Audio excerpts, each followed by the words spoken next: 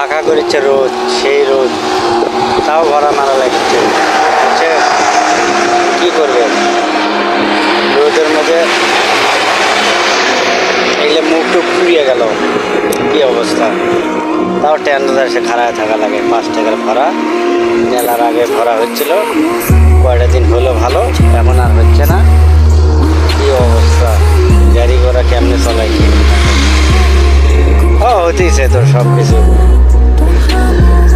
এখানকার রোদের মধ্যে গাড়ি চললে মানসি নাই এখন, কি গরম আর রোদ, মানুষ নাই, কিছু নাই, ভরা হবে কেমনে।